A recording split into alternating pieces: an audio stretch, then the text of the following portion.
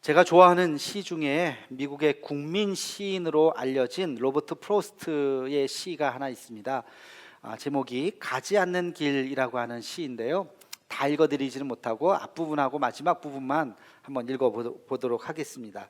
단풍 든 숲길에 두 갈래 길이 있었습니다. 몸이 하나니 두 길을 가지 못하는 것을 안타까워하며 한 길을 선택했습니다. 어떤 상황인지 아시겠죠? 그 쭉 글이 마지막엔 이렇게 끝나요. 오랜 세월이 지난 후 어디에선가 나는 한숨 지으며 이야기할 것입니다. 숲속에 두 갈래 길이 있었고 나는 사람들이 적게 간 길을 택했다고, 그리고 그것이 내 모든 것을 바꾸어 놓았다고. 여러분, 인생이라고 하는 것을 길로 비유한 거예요. 인생의 길을 걷다 보면 두 갈래 길이 나와요. 그렇죠? 두 갈래 길. 그래서 이 길로 갈까 저 길로 갈까 아무 생각 없이 그냥 사람들이 다니지 않는 좁은 길로 가자고 가다가 다시 돌아오면 되지라는 생각으로 갔는데, 글쎄 가다 보니까 돌아올 수가 없는 거예요. 돌아올 수가 없고 그 길로 계속 가게 됐다는 거예요. 먼 훗날, 삶이 다 맞춰진 먼 훗날, 그 순간에 내가 선택했던 그 길이 나의 모든 삶을 다 바꾸어 놓았구나 하는 자기의 삶을 다시 되돌아보는 그러한 시죠. 여러분, 우리가 등산을 하거나 길을 가다 보면 이렇게 갈림길들이 나와요. 근데 가다가 잘못 가면 다시 되돌아오면 돼요. 조금 힘들지만 뭐 다시 왔다가 가면 되죠. 그런데 그런 길이 아니라, 물리적인 길이 아니라 우리 인생이라고 하는 길을 생각을 해보면 인생길의 갈림길에서는 한쪽을 선택할 수밖에 없다는 거예요. 그리고 다른 한쪽은 포기할 수밖에 없는 거예요. 그리고 그 길로 가는 거예요. 다시 돌아올 수 없는 길을 가게 되는 것입니다. 우리 금요일마다 전도대 하는데, 전도대 갔다 와서 보고서를 써요. 그 보고서를 우리가 함께 같이 나눕니다. 근데 보면 재밌어요. 어떤 분들은 갈게요. 제가 꼭 한번 가겠습니다. 마음이 열렸어요. 근데 결단은 못하는 거예요. 마음은 갈게요 그러는데 실제로 오지는 못하고 한 달, 두 달, 세 달 넘어가시는 분들이 의외로 굉장히 많습니다. 어쨌든 마음은 그래도 열렸어요. 또 어떤 분들은 아예 처음부터 저리 가세요. 우리 집에 오지 마세요. 나는 불교 믿는 사람이에요. 기독교인들 오지 마세요. 마음이 꽉 닫혀져 있는 분들도 있더라는 거예요. 그 순간 우리 전도대가 가서 예수님 믿으세요, 교회 나오세요 라고 말하는 그 순간이 사실은 일생일대에서 정말로 중요한 순간이잖아요. 그것을 받아들이느냐 받아들이지 않느냐라고 하는 것은 우리 두 갈래 길에서 굉장히 중요한 갈림길임에도 불구하고 그것을 선택하지 않는 분들 굉장히 안타깝죠. 여기 계신 우리 모두는 그것을 받아들인 거예요. 그렇죠? 그리고 내가 예수 믿기로 결단하고 지금 이 자리에서 우리가 예배를 드리는 것입니다. 얼마나 참 감사한지 몰라요. 근데요, 오늘 야고보서 말씀을 읽어보니까 예수님을 믿고 그러면 이제부터는 다 신앙의 길로 쭉 가면 되는 것이 아니라는 거예요. 이 길도, 예수님 믿고 신앙생활 잘하는 이 길도 또 갈래길이 또 있다는 것입니다. 가다 보면 또 두 갈래길이 또 있는 거예요. 하나는 생명의 길이요, 축복의 길이요, 또 하나는 멸망의 길이라는 것입니다. 오늘 말씀을 잘 읽어보면 물론 멸망이라는 표현은 나오지 않지만 우리가 신앙생활 해 나가는 그 길 가운데서도 하나님을 멀리 떠나는 길이 존재한다고 하는 것을 이야기하고 있어요. 저는 그것을 오늘 멸망에 이르는 길이라고 이름을 붙였습니다. 다음 주는 축복에 이르는 길이라는 제목으로 말씀을 나누고, 오늘은 멸망에 이르는 길이라고 하는 제목으로 말씀을 나누고자 합니다. 우리가 다 같이 예수님 믿고 신앙생활 잘하고 있지만, 그러나 우리도 모르는 사이에 어느덧 멸망의 길을 걷고 있는지도 모를 일이기 때문에 그렇습니다. 과연 그것이 무엇인가? 오늘 말씀을 한번 찾아보도록 하겠습니다. 첫 번째, 멸망에 이르는 길은 무엇이냐? 우리 함께 1절 말씀을 함께 같이 읽겠습니다. 시작. 너희 중에 싸움이 어디로부터, 다툼이 어디로부터 나느냐? 너희 지체 중에서 싸우는 정욕으로부터 나는 것이 아니냐? 아멘. 싸움이 어디서부터 난대요? 정욕으로부터. 여러분, 정욕이라고 하는 단어가 나와요. 이 정욕이라고 하는 것이 우리를 사로잡으면 우리는 멸망의 길로 가게 되는 것입니다.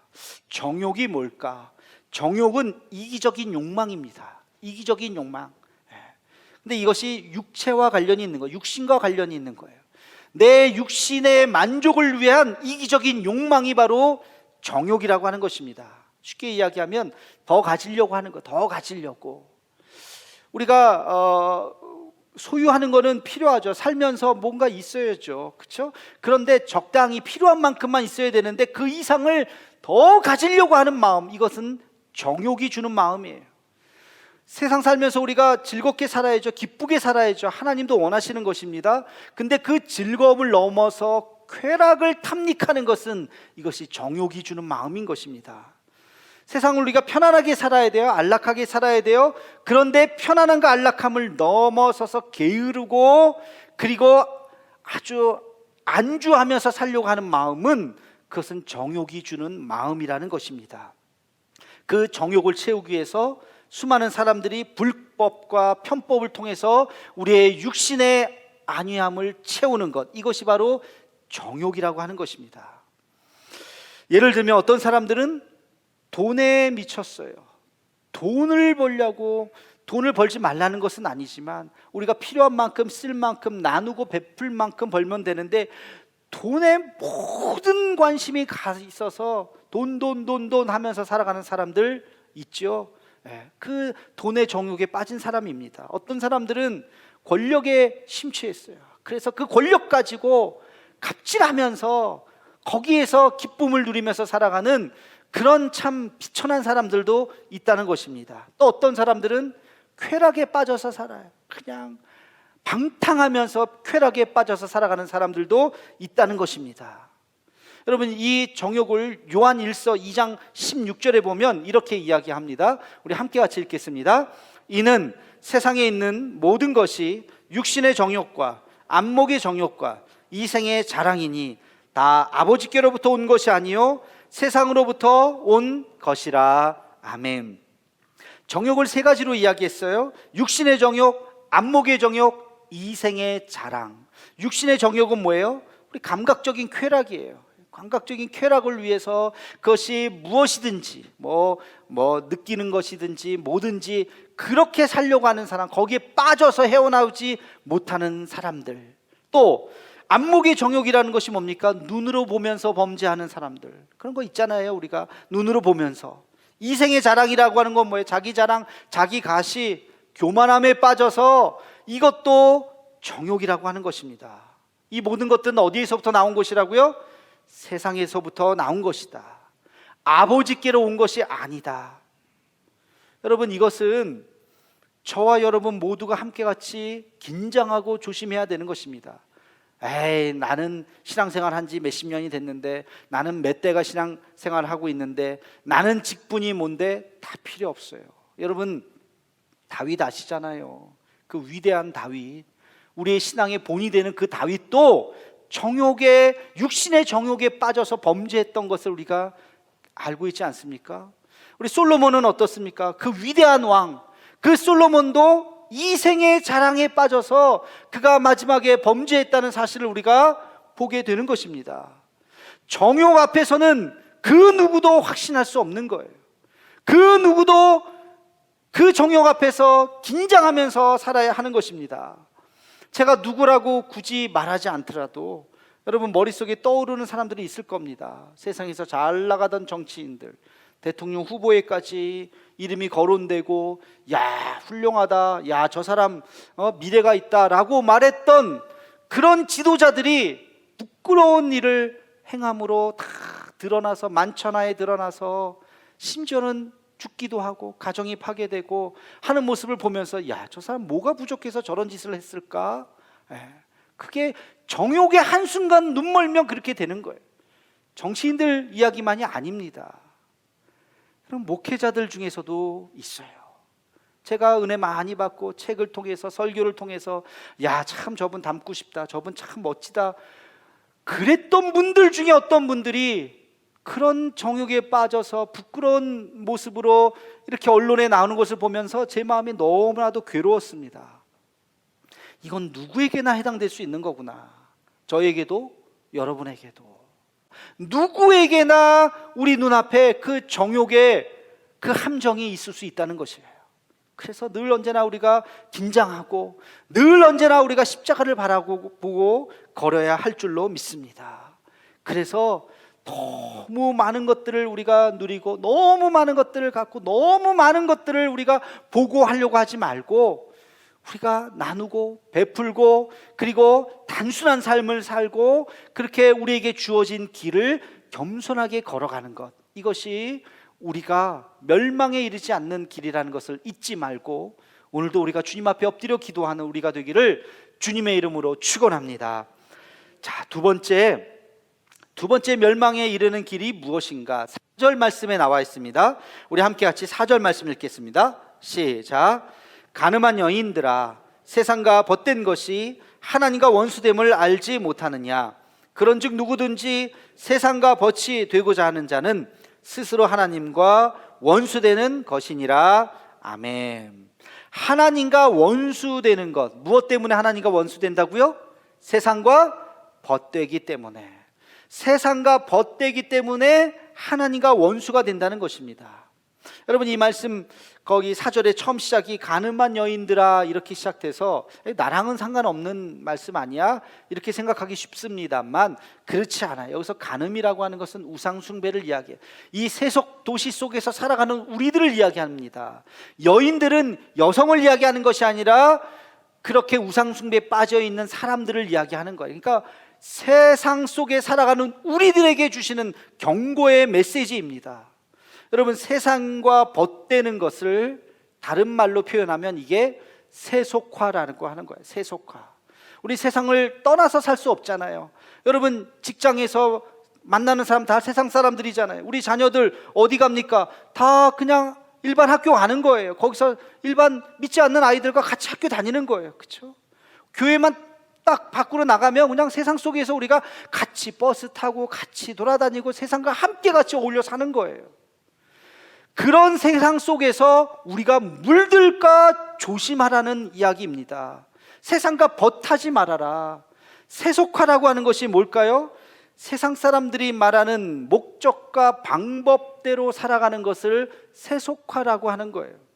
우리는, 그리스도인들은 세상 사람들이 말하는 목적과 방법대로 살아가는 것이 아니라 하나님께서 말씀하시는 그 목적과 방법대로 살아가야 하겠지요. 우리가 흔히요, 저 사람 참 잘 살아요 이렇게 얘기하면 어떻다는 거예요?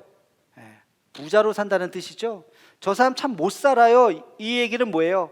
가난하다는 뜻이죠. 여러분, 부자가 다 잘 삽니까? 잘 사는 사람이 다 부자입니까? 아니잖아요.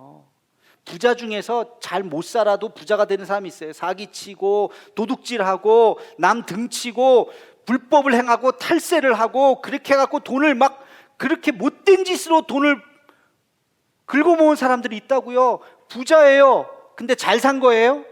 잘 못 산 거잖아요. 정직하게 살고 정직하게 세금 내고 정직하게 하다가 성공하지 못한 사람들도 있어요. 그럼 이 사람 못 사는 거예요? 아니잖아요. 가난할지언정 이분은 잘 사신 거죠. 우리의 언어가 이미 잘 살고 못 산다고 하는 것이 부자로 사는 것을 잘 살고 가난하게 사는 것을 못 산다고 이야기하는 이 언어가 세속화되어 있다는 거예요. 우리도 모르게 이 세상 속에서 살면서 그런 습관들이 우리도 모르게 우리의 삶 가운데 스며들고 있고 교회 가운데도 스며들고 있다는 것입니다. 그래서는 안 되죠. 자, 그러면 성경에서 말하는 삶의 목적이 무엇입니까? 돈이 전부가 아니라는 거예요. 세상 사람들은 돈의 가치가 최고의 가치라고 생각하지만 하나님은, 성경은 그렇게 말씀하지 않습니다. 돈은 오히려 경계하라고 이야기해요. 일만 악의 뿌리라고 이야기해요. 돈이 필요 없다는 것이 아니에요. 돈을 그냥 버리라는 것이 아니에요. 돈이 중요한 가치임에는 분명하지만 돈보다 더 중요한 가치가 있어요, 없어요? 있어요. 돈보다 더 중요한 가치가 있다고요. 그래서 더 중요한 가치를 위해서 돈을 쓸 수 있어야 돼요. 버릴 수 있어야 돼요.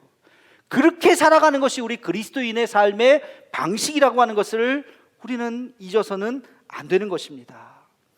세속화를 이야기하면서 세속화는 삶의 목적과 방법이라고 그랬는데 세상 사람들이 그럼 어떤 방식으로 사느냐? 돈을 벌기 위해서 온갖 방법을 다 동원하잖아요. 그 목적을 이루기 위해서 뭐 불법 안 걸리면 된다, 불법 불의를 행하고 불공정과 힘 있는 사람 갑질을 하면서 그렇게 살아가는 것이 세상의 법칙이에요.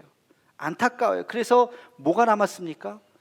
소외당하는 사람들, 눈물 흘리는 사람들, 버려지는 사람들, 낙오되는 사람들.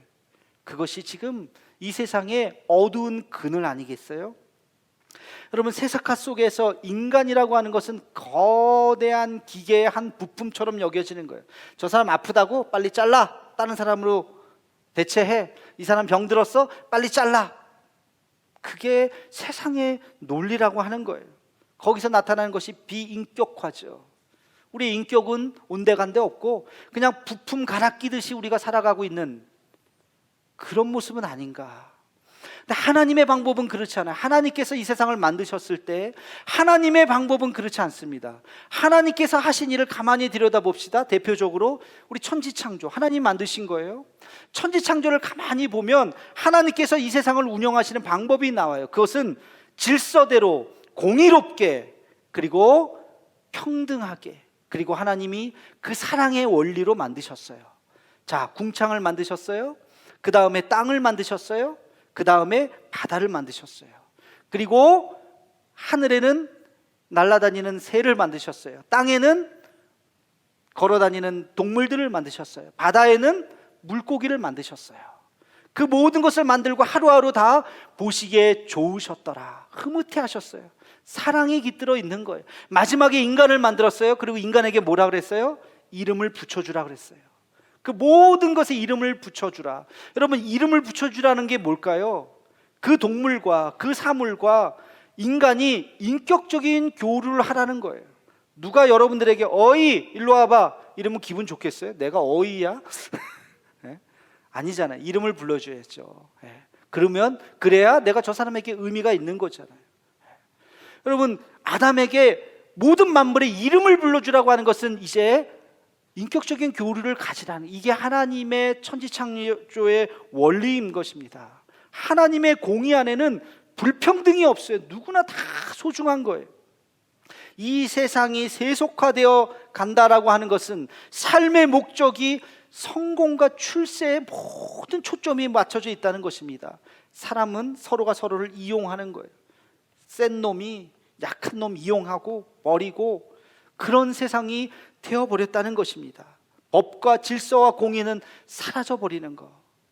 너무나도 안타까운 이 세속화 속에서 우리가 거기에 물들면 안 된다는 것입니다. 물들지 말라는 거예요. 우리도 모르게 똑같은 방식으로 살아가고 있을지도 몰라요.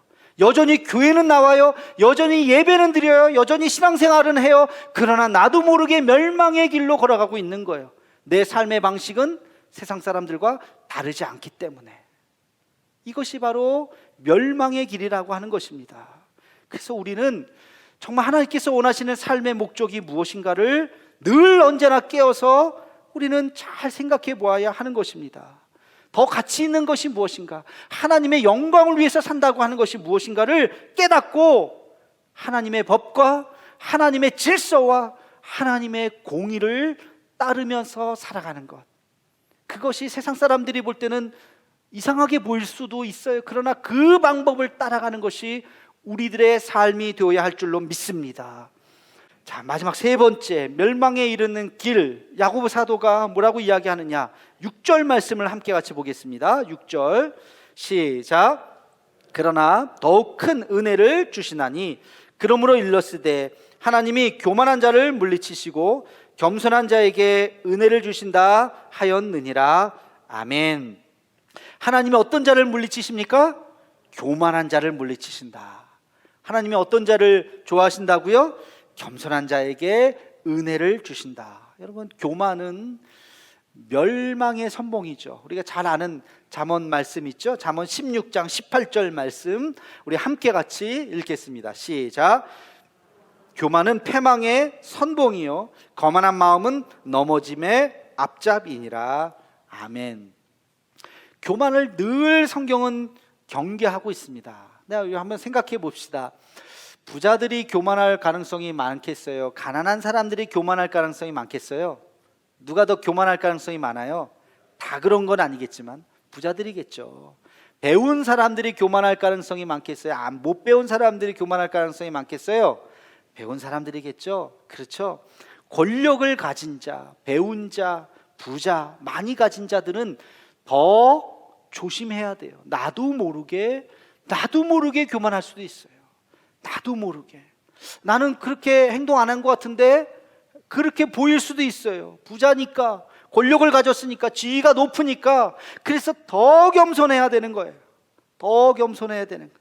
그래서 조심해야 되는 것입니다. 잘 나갈수록, 형통할수록 더 몸을 낮춰야 되는 것입니다. 그래야 하나님께서 귀히 여기시고 쓰시는 것이죠. 여러분, 이솝 우화 중에 해와 바람 이야기 아시죠? 나그네가 길을 걷고 있는데 해하고 바람이 내기를 했잖아요. 저 사람의 겉옷을 누가 벗길 수 있느냐. 바람이 내가 할 수 있지. 센 바람을 확 불면 옷이 홀라당하고 벗겨줄 줄 알았는데 그렇지 않잖아요. 더 옷을 그냥 막 끼워 입잖아요. 그렇죠? 실패했어요. 해님이 그거 봐, 안 돼. 내가 할게. 해가 쨍쨍하고 비치니까 더워가지고 옷을 벗었다는 거예요. 여러분, 참 재미있는 이 이야기가 주는 교훈이 참 많은데요, 그 중에 오늘 말씀하고 적용해서 한번 생각해 봅시다. 여러분, 바람은 고난일 수 있어요. 바람. 고난이 오면 신앙을 떠나느냐? 물론 그런 사람도 있을 수도 있습니다만 대부분 그렇지 않습니다. 고난 가운데 더 하나님 앞에 매달립니다. 고난 가운데 더 엎드립니다. 그래서 하나님의 도우심을 경험합니다. 그래서 매 맞으면 하나님 앞에 돌아온다는 이야기 있잖아요. 그래서 간증이 일어나요. 하나님께서 나와 함께 하셨다. 고난 가운데 그 믿음이 회복되는 사람들이 훨씬 더 많아요. 그래서 고난은 우리의 믿음을 흔들리게 하는 것이 아니라 더 견고하게 할 수 있어요. 근데 언제 흔들리느냐?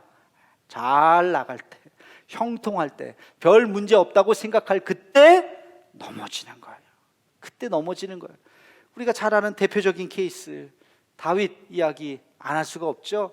여러분이 은혜 받은 다윗의 시편, 눈물 흘리면서 봤던 그 사망의 음침한 골짜기를 다닐지라도 내가 해를 두려워하지 않을 것은 주께서 나와 함께 하십니다 라고 했던 그 구절 하나하나가 다 다윗이 고난당할 때 쓴 거예요. 도망 다닐 때, 힘들 때, 눈물 가운데 침상을 적시면서 쓴 시들이라고요. 그 주옥과 같은 시가 그때 쓰여진 거라고요. 근데 언제 넘어졌어요? 전쟁도 다 끝나가고 이제 편안할 때 넘어지기 시작한 거예요. 우리가 이것을 잘 경계해야 되는 것입니다. 교만. 우리가 좀 잘 된다 그럴 때 더 하나님 앞에 엎드리고 더 기도해야 하고, 실수하지 않도록 하나님 앞에 더 기도해야 될 줄로 믿습니다. 그렇지 않으면 나도 모르게 난 변한 거 없다고 생각하는데 나도 모르게 멸망의 길로 걸어가고 있는 거예요. 야고보 사도는 우리에게 그것을 경계하고 있습니다. 한 번 예수님 영접하면 끝! 그 길로 쭉 가면 되지 고속도로지. 아니요, 고속도로가 아니라 가다 보면 인터체인지가 나오는 거예요. 정신없어요. 이 길로 가야 되나 저 길로 가야 되나 아무 생각 없으면 나도 모르게 멸망의 길로 그냥 빠질 수가 있다는 것을 경계하라고 이야기하고 있습니다. 사랑하는 성도 여러분, 예수 믿고 그리스도인이 되었다고 해서 끝이 아니라는 거예요. 우리 신앙의 길도 걷다가 보면 얼마든지 멸망의 길이 있다는 것을 잊어서는 안 됩니다. 20년, 30년 신앙생활 했다고 여러분 마음 놓고 있으면 안 돼요. 공든탑이 무너지는 거 한순간이에요.